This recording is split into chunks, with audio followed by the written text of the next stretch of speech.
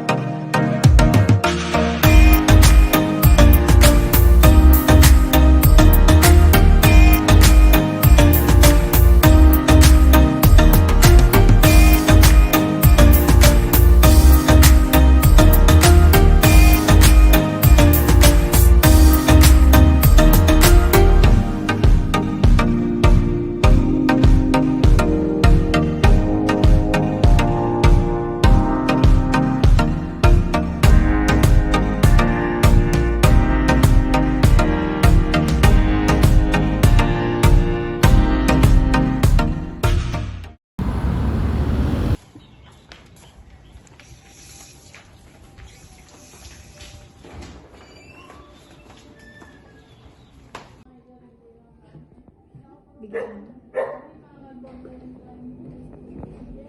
Oo naman, kuya. Bibigyan Ano ko sa'yo. yan? Wow. Para ba sa akin yan? Malamang sa'yo ito. Akala ko nag-video pa lang eh. Ay, set mo na dito. Siyempre, ikaw pumunta dito. O, sige. Ang ganda talaga, kuya. Bagay na bagay talaga sa akin, no? Ano naman? Tara na. Thank you, kuya!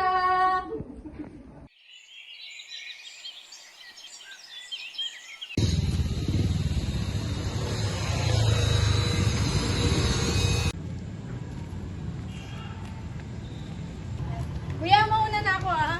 Paalam, mag-iingat ka dun, ha? Oh, syempre naman, kuya, ikaw din mag-iingat ka. Okay, mahal na mahal kita, Sam. Bye-bye, kuya. Ingat.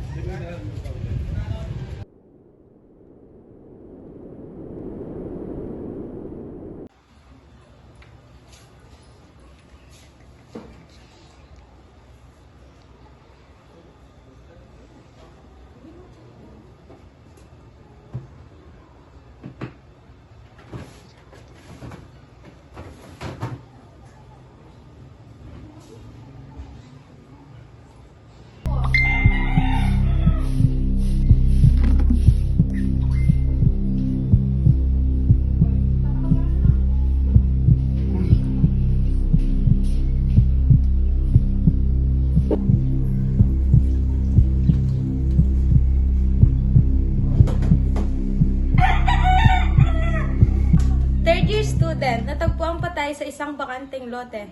Hanggang ngayon, hindi pa nalalaman kung sino. Heto ang report. Third-year student natagpuang patay at hanggang ngayon ay iniimbestigahan pa kung ano ang nangyari. Sir, bawal po kayo dito, sir. Sir, bawal po. Sam! Sam! Bawal po kayo dyan, sir. Kapatid ko! Sam!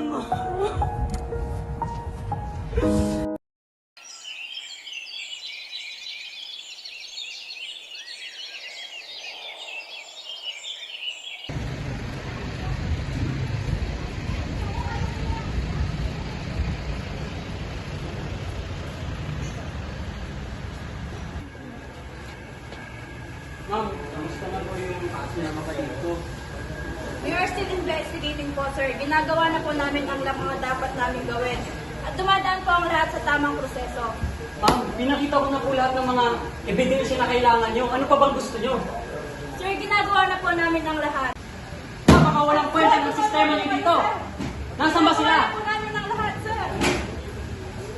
Lumabas na po kayo. Tatawagin na lang po namin kayo kapag may update na po sa investigasyon ng kapatid nyo.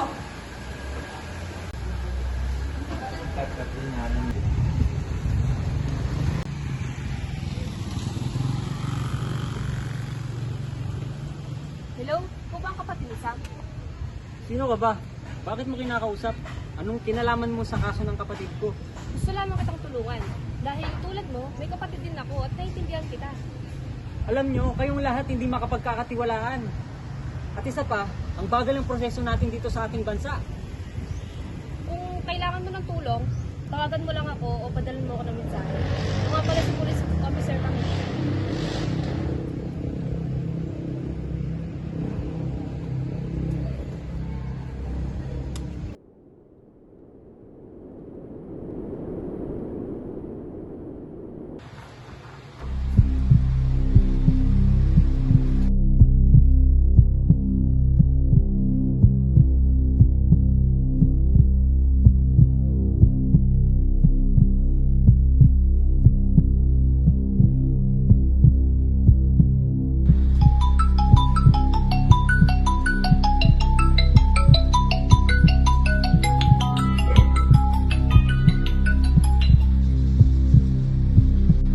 Hello?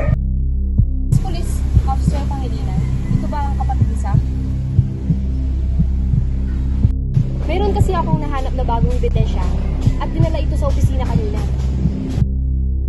Totoo ba?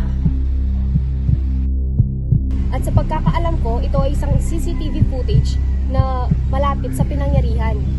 Huwag kang mag-alala dahil gagawa ko ng paraan upang makakuha tayo ng kopya nito. Bigyan mo ako ng update agad.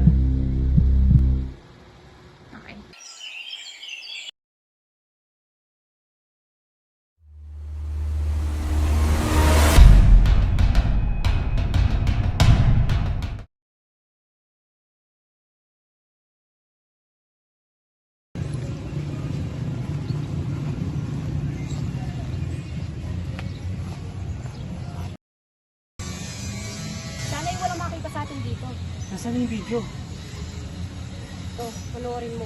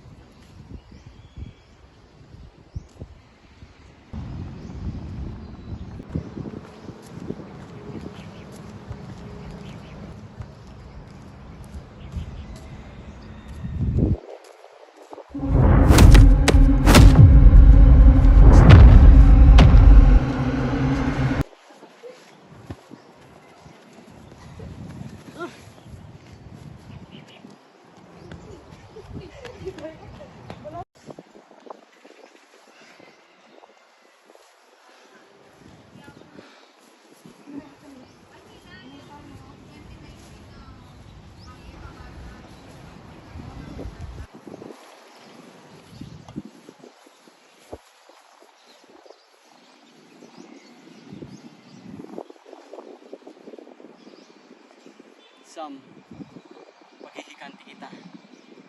Kailangan kong makuha ang hustisya na kailangan ko.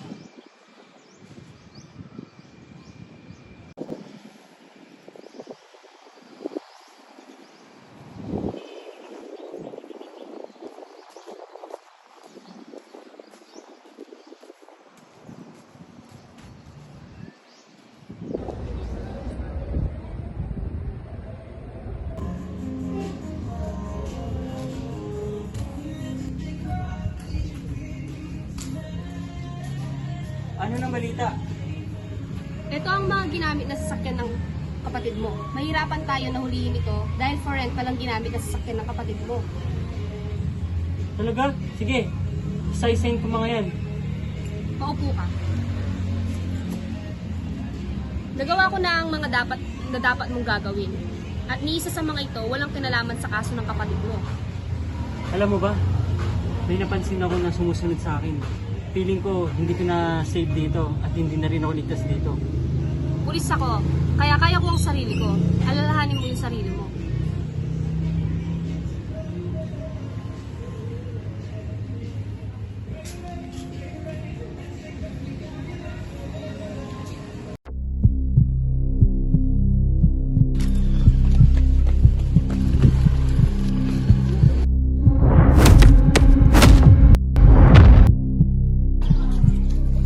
May sumusunod talaga sa akin.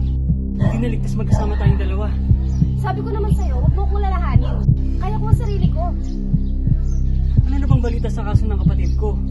Kumuha lang ako ng check ko para makakalap ako ng mga bagong impormasyon. O sige, kung makakuha ka na ng bagong impormasyon, maglalaylo muna tayo.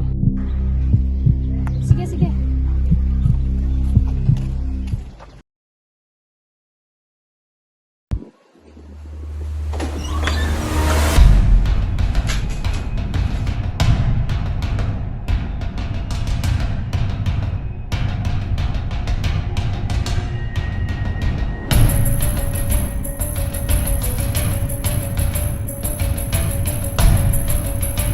Hoy!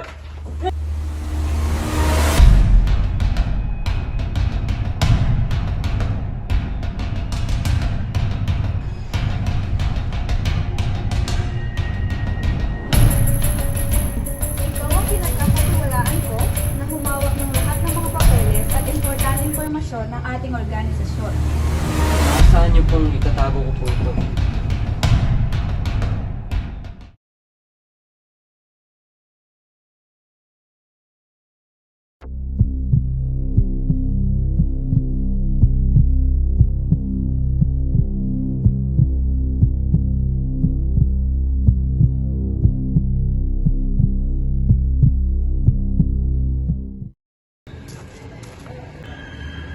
Anong gusto mo?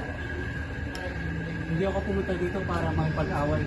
Pumunta ako dito para humingi ng tulong upang mapabagsak ko ang dati kong organisasyon. Marami ka pang hindi nalalaman. Hindi mo alam kung sinong kinakampihan at kinakalaban mo. Maraming beses na ako nagkamali. Kaya gusto kong makuha ang lahat ng kinuha nila sa akin. Kasama na ang kapatid ko. Tama yun. Kaya simulan mo na ang pag-iinsaya. Sige.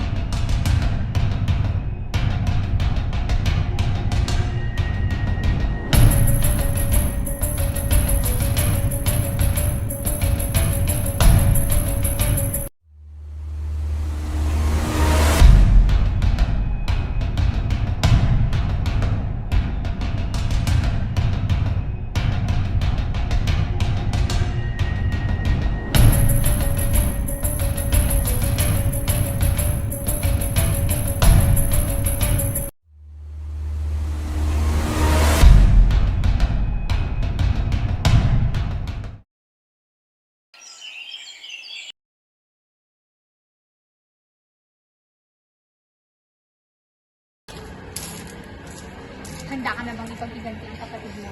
Matagal ko nang hinihintay ang pagkakataon na ito. Huwag mong kakalimutan ang layunin kung bakit mo ito ginagawa. Oo, gagawin ko ang lahat upang mapabagsak sila at makamit ko ang justisya ng kapatid ko. Ito ang mga pangangailangan mo. At dito kita tatawagan at kukontakin kung ano ang ating mga gagawin. Sige, salamat. Mag-iingat ka.